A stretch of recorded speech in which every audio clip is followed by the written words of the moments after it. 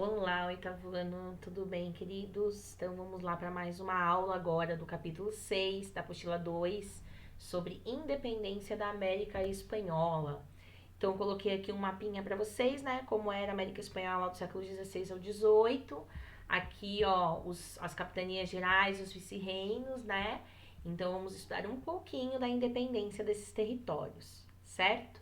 Bom, a colonização, então, começa no final do século XV. A gente viu já junto que Portugal sai antes para colonizar, né? Vem antes aqui colonizar o Brasil. E aí já a Espanha, como ela saiu um pouquinho depois para as grandes expansões, ela também vai colonizar um pouquinho depois. Mas já havia aí o famoso Tratado de Tordesilhas para a exploração dos territórios como seriam feitos aqui nas Américas. Então, tinha um sistema administrativo, como eu falei, dividido em capitanias gerais e vice-reinos. E a economia, ela era através da exploração de minas de ouro e prata e de agricultura e pecuária também. Mas quando os espanhóis chegam aqui, o foco deles era o metalismo, né, que é um dos princípios do mercantilismo que a gente já estudou. Então, para desenvolver a economia da Europa, eles acabam explorando aí ouro e prata, né, metais preciosos aqui nas Américas, tá? Então, a mão de obra tinha mão de obra escravizada em algumas regiões e o sistema de mita e encomenda em outras regiões. Mas o que dominou, então, mais principalmente dentro do contexto de América Espanhola, foi mita e encomenda. A escravidão foi mais Jamaica, Haiti, né, regiões aí com explorações francesas, inglesas, etc. Tá? Então, tínhamos uma extrema desigualdade social. E dentro desse trabalho entre mita e encomenda, que a gente pode falar que era um trabalho de servidão, a mita era típica nas minas, ela já era utilizada no Império Inca, quando as pessoas trabalhavam para o Sapa Inca, para o imperador, né? Mas eles acreditavam que o imperador teria um poder divino, então eles achavam ótimo, né, servir o imperador, muito diferente do que a mita dentro do contexto da América Espanhola, porque era uma obrigação do povo nativo, do indígena, de produzir, tá? Se deslocando da sua terra, tipo, sai daqui e eu vou produzir em outro lugar, em troca de um salário baixíssimo, quase nada de salário. E a encomenda era típica nas haciendas, que eram parecidas com plantations, né? Grandes latifúndios, grandes proprietários de terra.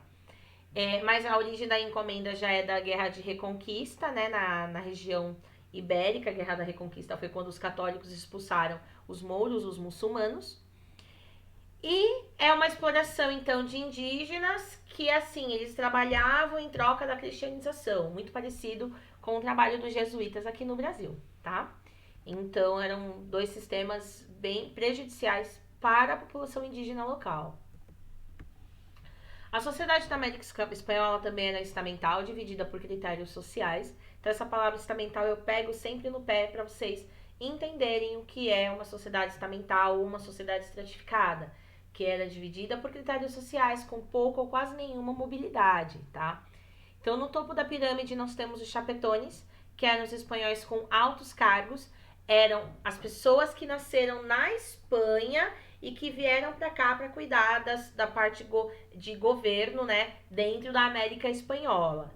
E embaixo deles tinham os crioulos, que eram pessoas descendentes dos espanhóis, mas que nasceram na América. Então eles já não eram vistos com os mesmos olhos do que quem nascia na Espanha. Eles eram grandes proprietários de terra, os crioulos eram da elite, mas eles não tinham o poder governamental que os chapetones tinham. E guarda essa informação, porque vai ser extremamente importante para a gente entender, né, as independências nesse papel que os crioulos acabaram tendo dentro, né, da América Espanhola. Os mestiços, que eram de casamentos de brancos com indígenas, de brancos com negros, enfim. E os índios, indígenas, né, e negros, aqui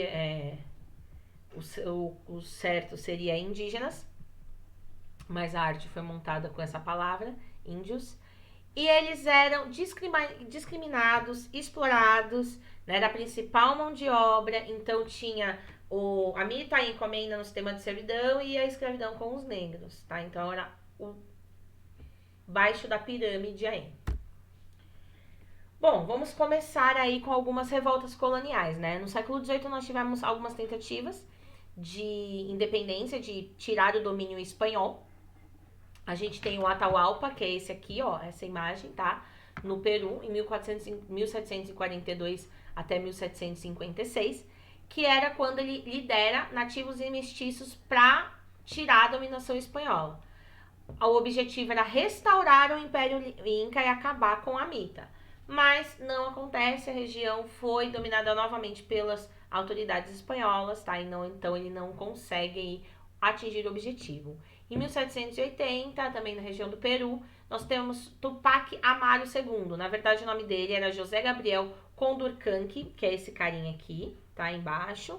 Mas ele adotou o nome de Tupac Amaru em homenagem a um chefe inca, tá? Ele liderou uma revolta no Peru, foi apoiado, né, por mestiços e nativos e colonos enfraquecidos e empobrecidos, porém ele foi enforcado, tá? Então a revolta se espalha e tal, mas ele foi enforcado em praça pública, beleza? Bom, manifestações então contra novos impostos a partir dos crioulos. Então eu falei para vocês que os crioulos também tiveram um grande papel, né, importante, na verdade tiveram um papel essencial para as independências, porque eles estavam insatisfeitos pelos cabildos ter mais, pelos chapetones ter mais poder do que eles, simplesmente por terem nascido na Espanha. Então eles eram contra várias reformas, várias leis, várias coisas impostas pela coroa portuguesa. Afinal, eles nasceram aqui também. Apesar de ajudar a explorar a mão de obra dos nativos, mestiços e indígenas, né? E negros. Mas eles tinham essa visão de que eles queriam mais poder. Né? Então, em 1749, os plantadores de cacau da capitania da Venezuela se revoltaram, querendo aí um maior controle. Depois temos no Equador, Quito, Equador, também um levante contra os impostos. A revolta dos comuneiros na Colômbia, que também era contra um aumento de impostos e o monopólio do cultivo do tabaco. Mas, com eles, a coroa negocia. É diferente das revoltas anteriores, né? Que eu mostrei para vocês, que foram... as autoridades controlaram de uma maneira violenta, até executando aí Tupac Amaru. Aqui não. Aqui a coroa faz negócios. Ela negocia com os crioulos. Tá? Porque, afinal, era uma elite colonial. Temos aí a crise do sistema colonial, a partir da segunda metade do século XVIII. Então, nós temos alguns problemas acontecendo que vai fazer com que esse pacto colonial entre em declínio. Uma das coisas as minas já não estavam mais produzindo o que produziam antes, tá? A coroa portuguesa já estava tendo vários gastos com guerras, com revoltas, com coisas assim. Alguns crioulos foram estudar na Europa, voltaram com ideias iluministas. E a independência dos Estados Unidos, que começa em 1775, influenciou as Américas, os outros países da América, também quererem aí uma independência. Então, tudo isso ajuda a formar assim, essa crise. Tá? Bom, antes de eu voltar para esses países latinos, como aqui na América do Sul e outros na América Central e tal, até mesmo o México no Norte, vou para a região ali das Antilhas, na Revolução Haitiana. Como que o Haiti consegue a sua independência, né? Então, o Haiti ele não era uma colônia espanhola, ele era uma colônia francesa, chamada Colônia de São Domingos. E eles tinham uma grande produção de açúcar. Então, grandes latifúndios, mas cerca de 80% da população do Haiti era de escravizados. Então, eles eram grande maioria da população. O que acontece? A Revolução Francesa, em 1789, começa e negros libertos e mestiços do Haiti começam a falar, viu? O lema de vocês não é igualdade, liberdade, fraternidade, então liberta os escravos aqui, os escravizados aqui, né? Os revolucionários não concordam, porque o lema de igualdade era entre os franceses, né, ali. Então, eles não concordam em libertar os escravizados e começa um clima de insatisfação na ilha e os escravizados começam uma revolta que se espalha. A França não consegue controlar essa rebelião, então em 1793 aboliu a escravidão no Haiti.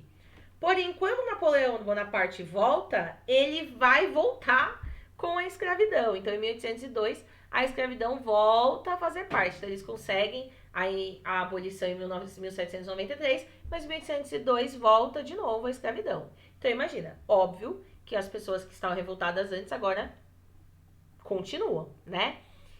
E em 1804, a gente vai ter a conquista, né, da independência do Haiti, depois de muitas lutas mesmo. E boa parte da população branca local é morta. Tá? Os que não conseguem se exilar, os que não conseguem ir embora, são mortos aí pelos escravizados que conseguiram a independência em 1804. Tá? Então, o primeiro governante vai ser Dessalines, que vai ser um dos líderes, né? Que é esse aqui, tá? Dessalines é o primeiro governante aí do Haiti após a independência. Mas a gente tem uma grande liderança, que é Toussaint Louverture, que ele foi enviado, preso na França e acaba morrendo lá em Paris, certo? A revolta, então, do Haiti é muito importante para a gente entender que ela foi uma independência conquistada pelos negros escravizados dentro do Haiti, tá? Óbvio que isso tiveram várias consequências. O Haiti não é um país que conseguiu se desenvolver economicamente, porque os escravizados eles não tinham riquezas para conseguir desenvolver assim, igual a América do Norte, por exemplo, que foi um país de povoamento no norte, né? É bem diferente da questão social aí do Haiti, mas é muito importante a gente entender essa revolução, tá? Porque foi uma revolução da maioria da população negra escravizada ali dentro, que não aguentava mais essa escravidão e consegue a independência do país por isso. As primeiras revoltas, né, após a Revolução do Haiti, a gente vai ter os primeiros levantes, né, que eram crioulos, na sua maioria, se preocupando com levantes populares. Então, ó, o Haiti foi a população que conseguiu. Então, os crioulos agora, eles querem a independência, porque vai que outras regiões conseguem fazer igual ao Haiti. Para os crioulos também não era bom isso, tá? Porque eles eram de uma elite econômica. Então, a gente tem esse crioulo aí, o Francisco de Miranda, que é o filho de uma família rica de Caracas, né, na Venezuela. Ele tenta o movimento separatista, ele vai para os Estados Unidos, sai com um exército de mercenários. Exército de mercenários é quando você paga, né, as pessoas para fazer isso, em direção à capitania geral. Ele tenta um apoio popular, não consegue, ele é derrotado por tropas espanholas e não consegue, mas teve essa tentativa aí de independência. Eu esqueci de falar, gente, essa palavra crioulo, ela é dentro do contexto da América Espanhola, dentro do... Realmente eram brancos nascidos nas Américas, tá? Tem o termo racista também utilizado, o crioulo, para designar aí a população negra durante um tempo, que muitos filmes norte-americanos a gente vê, né, a pessoa falando crioulo, mas colocando aí como algo ruim, um termo pejorativo. E temos também a língua crioula, que é uma língua do Haiti. Então, a gente tem diversos usos aí para a palavra crioulo, tá? Mas aqui dentro do contexto que a gente tá, eram brancos nascidos nas Américas, descendentes dos espanhóis. Bom, a Guerra Peninsular, que aconteceu na Europa, ela tem tudo a ver com o colapso aqui do controle espanhol nas Américas. Por quê? Vamos lá.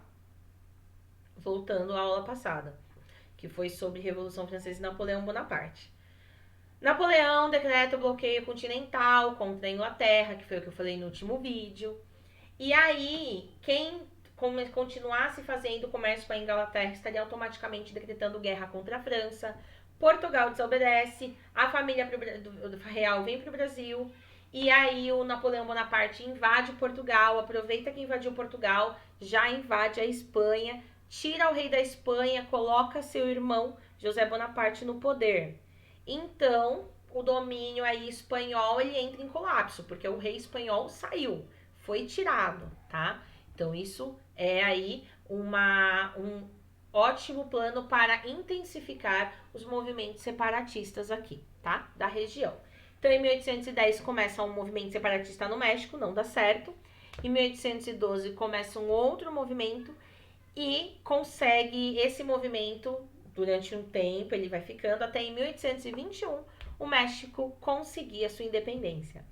Esse mapa, queridos, tem as datas das independências dos países, tá? Que é todos os países da América e quando que foi a sua independência. E aí temos dois líderes muito importantes, que é o Simão Bolívar e o José San Martín. Ambos eram crioulos. O Simão Bolívar, ele tinha o ideal de pan-americanismo, ele acreditava que essas nações latinas, elas deveriam formar uma nação latino-americana, tá? Uma América republicana e unida. E o José San Martín, ele ajudou em vários lugares de independência. Então, olha só, onde que o Simão Bolívar ajudou: Bolívia, Colômbia, Peru, Venezuela, Equador. E o San Martín, Paraguai, Peru, Uruguai, Equador e Chile, tá? Então, eles tinham aí esse ideal de liberdade, de independência. Bom, começa esses movimentos, né, de independência, só que em 1814 a Guerra Peninsular chega ao fim. Fernando VII, que era o rei da Espanha, volta para o trono da Espanha, tentou reverter independências que estavam acontecendo aqui para voltar a colonizar, né, novamente da maneira como tinha ali do Pacto Colonial a região. Porém, em 1815 até 1825, intensos conflitos vão aumentando as independências. Muitas são conquistadas em 1835 e depois entre 1838 e 1840 mais algumas, e por último Cuba em 1898. Nesse meio tempo o Brasil também se torna independente em 1822, só que não em forma de república, e sim em forma de império, tá? Todas as outras foi em forma de república. Quando a gente tem aí esses primeiros países hispano-americanos se tornando independentes, a gente vai ter o Congresso do Panamá, em 1826, liderado por Bolívar, que eu mostrei a foto para vocês, com o projeto de uma nação latino-americana, o pan-americanismo aí. Mas, olha só, eles convidam vários países, mas o Haiti não foi convidado, porque a intenção do projeto era fazer uma nação latino-americana, né, um pan-americanismo, com uma elite branca no poder. Então, o Haiti não é convidado porque foram negros escravizados que fizeram, tá? Mas o projeto do Bolívar dentro do Congresso do Panamá fracassou e então ele não consegue aí colocar essa ideia e se torna várias nações, né, latino-americanas, como a gente conhece hoje. E o caudilismo, né, que a gente vai entender o que é